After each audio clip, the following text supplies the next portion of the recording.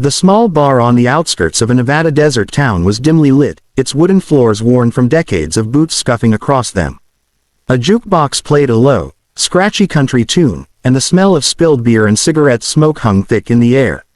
Locals sat at tables, nursing drinks and murmuring quietly to one another, the kind of quiet that only comes from small towns where everyone knows everyone, and nothing ever really happens. That silence shattered when the bar doors slammed open with a force that rattled the windows. Leather jackets, iron chains, and the unmistakable Hell's Angels patches glinting in the dim light filled the doorway. Heads turned, drinks froze halfway to mouths, and the jukebox seemed to sputter under the weight of their presence. These weren't just bikers, they were a law unto themselves, a storm made flesh. No one said a word as the gang slowly stepped inside, their boots echoing on the wooden floor like distant thunder. At the center of the bar, a middle-aged businessman sat hunched over a glass of scotch. He hadn't expected this meeting to get personal, hadn't expected the Angels to arrive in force. He tightened his grip on the glass, feeling the cold sweat bead at his temples. At the front of the group stood the tallest of the bikers, his leather jacket stretching over broad shoulders, chains dangling from his waist, and a skull with wings embroidered on the back. A warning, a statement, a promise. "Pay up or walk away," the biker said, his voice low and deliberate, carrying the kind of calm that makes chaos feel like the natural order. He didn't need to shout. The authority in his tone was enough to still every heartbeat in the room. Conversations died mid-word. The bartender froze, one hand hovering over a rag, unsure whether to serve or duck. A group of locals by the pool table barely breathed, their eyes wide as they watched the drama unfold. The businessman's hands trembled slightly as he tried to gather his thoughts. Money alone wasn't the issue here, he knew that. The Hell's Angels weren't after cash, they were after respect, a currency far more valuable in their world. He swallowed hard, feeling the weight of every pair of eyes in the room, both human and leather-clad. He glanced at the envelope he'd been clutching in his briefcase, hoping it would be enough to satisfy them. The biker stepped closer, his boots clicking against the floor with a slow, deliberate rhythm. The room seemed to contract, air thick with tension, as if the walls themselves were holding their breath. "You know what this is about," the biker said, eyes cold and unflinching, staring straight into the businessman's soul. "It's not just the money. It's the promise you broke." For a long moment, no one moved. Then, slowly, the businessman reached into his briefcase and pulled out the envelope, pushing it across the table. The biker's hand hovered over it for a beat longer than necessary, a silent test of nerves. Finally, he nodded once, a small, measured motion that carried more weight than any words could. The Hell's Angels turned, the echo of their boots a fading storm as they exited into the desert night. Only then did the room exhale, the tension slowly draining away. The businessman sank into his chair, realizing he'd survived, not by luck, but by understanding the rules of a world he'd only just glimpsed. And outside, the desert wind carried the rumble of motorcycles fading into the darkness, a warning for anyone who might forget the lesson. The morning after the Angels' visit, the town felt different, as if the desert wind had carried a new rule through its streets. The small business office where the businessman worked was quiet, but the air inside was thick with anxiety. He sat at his desk, staring at the envelope from last night, its contents a bitter reminder of promises made and broken. Every sound outside, the distant clatter of a car, the bark of a dog, made him jump. The Hell's Angels had left a warning, and warnings in this town were never empty threats. He had thought he could handle it, thought that money alone could fix the problem. But the biker's words echoed in his mind. "It's not just the money. It's the promise you broke." The businessman ran a hand through his thinning hair and leaned back in his chair. He knew there were debts he could repay, but respect and loyalty were currencies far harder to measure. The Angels weren't just collectors, they were judges, enforcers, and the line between right and wrong didn't matter when you crossed them. Outside, the desert sun climbed slowly over the horizon, casting long shadows across empty streets. The businessman could feel the eyes of the town on him, neighbors whispering behind curtains, store clerks glancing his way as he walked to the coffee shop. Everyone knew what had happened last night. The Angels' presence wasn't just remembered, it was felt, like the echo of thunder long after the storm had passed. He ordered a black coffee, his hands trembling slightly as he gripped the cup. A young waitress approached, her expression careful. "You okay?" she asked softly. Her voice seemed to vibrate in the charged air. He nodded, managing a weak smile, but the truth was, he wasn't okay. Not by a long shot. The angels had given him a chance, yes, but the chance came with a weight he wasn't sure he could carry. By noon, the tension had only grown. Calls from suppliers, emails from clients, all seemed heavier, like they carried the weight of last night's visit. The businessman's phone rang again, an unknown number. He hesitated before answering. A voice, calm and measured, spoke on the other end. Remember what we discussed. Keep your word, or the next visit won't be so polite. The line went dead. His stomach dropped. This was no longer just about money or business. It was about survival. He spent the rest of the day preparing, making careful notes, reviewing contracts, checking every promise he had made to everyone connected to his business. The envelope in his briefcase wasn't just a payment. It was proof that he had complied, that he understood the rules. But compliance alone wasn't always enough. He knew the angels would return if they sensed anything amiss. As evening fell, the desert outside glowed with a fiery orange hue. The businessman sat at his office window, staring at the horizon, listening to the faint hum of motorcycles in the distance. Each vibration through the ground made his chest tighten. Last night had been a warning. Tonight was a reminder that in the world of the Hell's Angels, promises weren't optional, and respect was never given, it was demanded. And somewhere in the darkness, the roar of engines faded into the night, leaving a town on edge and a man painfully aware that the Hell's Angels' shadow had only just begun to stretch over his life.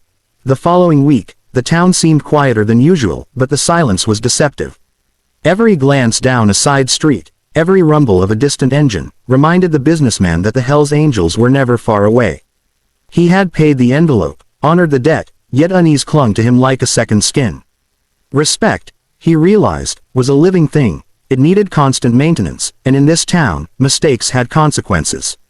By mid-afternoon, he received an unexpected knock at his office door. A young man, dressed in plain clothes but carrying the weight of authority in his stance, stepped inside. "I'm from law enforcement," the man said quietly, avoiding direct eye contact.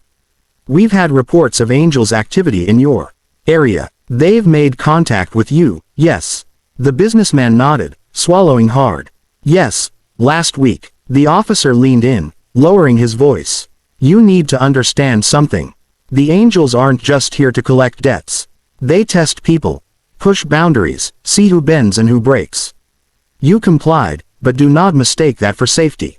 They don't forgive easily, and the next test might not involve money at all." The businessman's palms began to sweat again.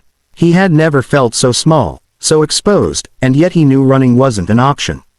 That evening, he drove slowly out of town, taking the desert highway that stretched endlessly toward the horizon.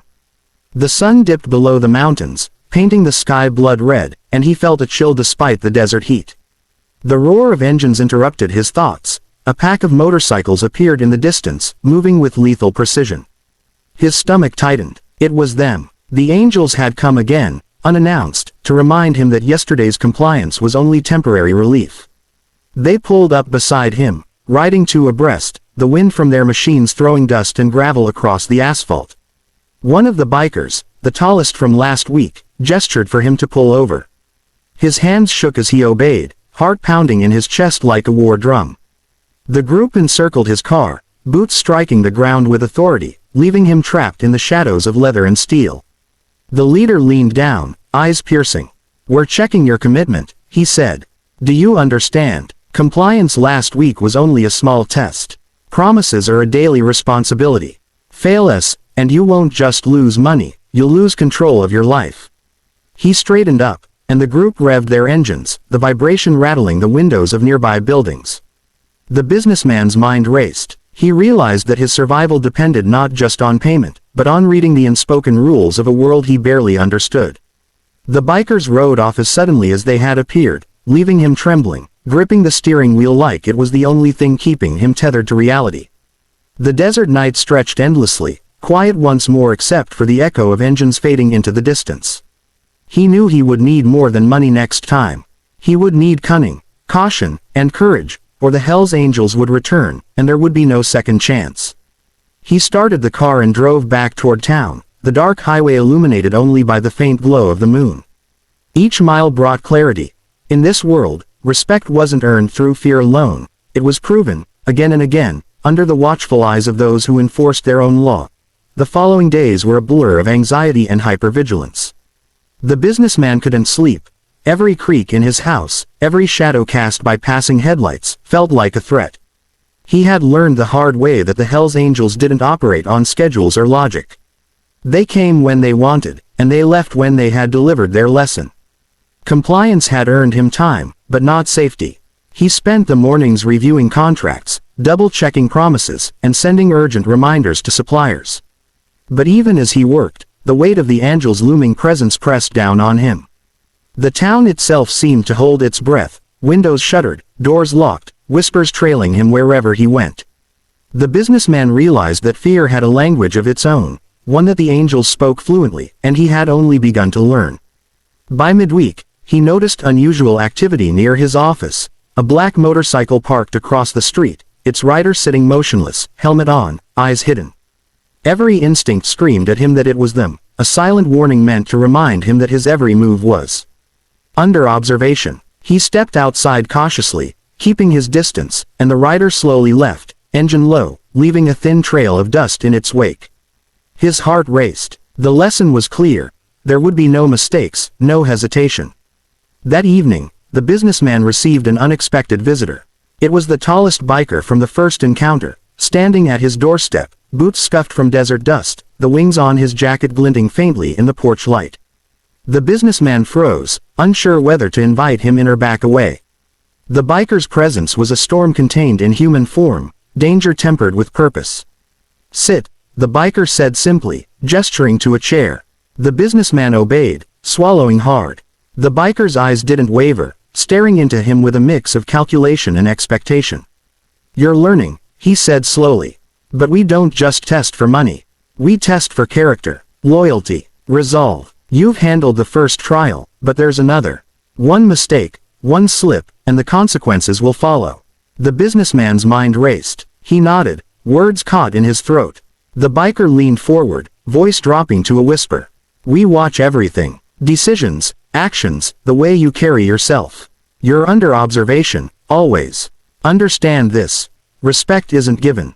It's proven. Daily." He stood, the weight of his presence filling the room before he finally turned and left, the sound of boots fading into the night. The businessman sat frozen, the silence of the desert night pressing against his skull.